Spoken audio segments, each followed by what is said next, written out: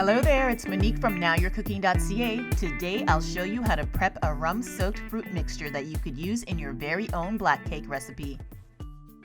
Don't know how to make black cake? No worries, I'll be sure to link the recipe in the description box below. The mixture of fruits you use is up to you, but these are the common ones. You'll need currants, which are basically small raisins. Raisins, I use the sultana variety. Glacé cherries, don't use the maraschino ones because they contain too much liquid. Pitted prunes, try not to snack on too many of these during the recipe like I did. And mixed fruit peel, which are diced pieces of fruit that are preserved in a sugar syrup. Obviously, you'll also need some alcohol. There's two types that you'll need, rum and a sweet or fortified wine. This wine is very affordable, but for the rum I went with a less expensive brand compared to the pricey but oh so good Jamaican white overproof rum. The mixed fruit I picked up at the bulk store, and it includes papaya, orange peel, lemon peel, and cherries. You might see it packaged as candied fruit, crystallized fruit, or even candied or mixed peel. I usually like adding a bit more citrus peel. This particular stash contains orange and lemon rinds, which have a concentrated citrus flavor compared to the flesh. Dump all your fruits into a large bowl. If you notice, I just double-checked that they all fit into my storage container beforehand. Then, mix them all up. Pour everything into your storage container. Here I used a Kilner clip-top jar, but a large mason jar would also be a great option. It's important that you store this mixture in a glass container with a tight-fitting lid. Try not to use plastic or aluminum for long-term storage of alcohol because it might pick up the taste of it. Plus, glass containers are easy to sterilize and don't stain. Once the fruit mix is in your container, add in enough rum and wine to almost cover it.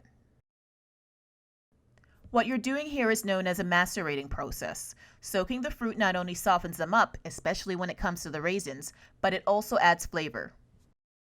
All the rum and wine that the fruit is soaking up helps extend the shelf life of the cake when you finally add this mix to the batter later on.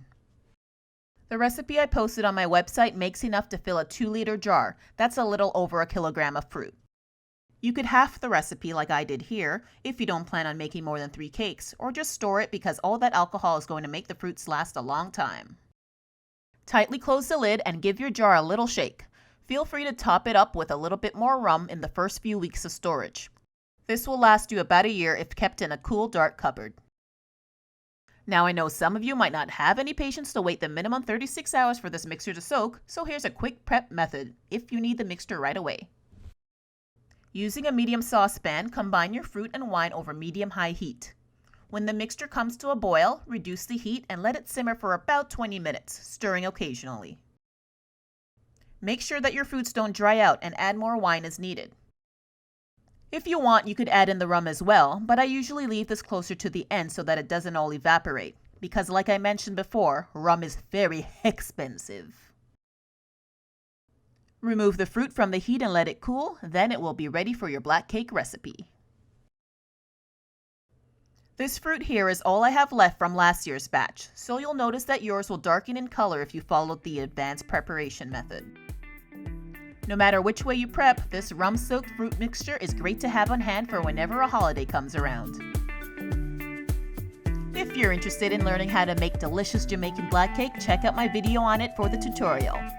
Please like, share, and subscribe to my channel if you enjoyed this recipe. Don't forget to follow me on social media. Thanks again for watching, everyone.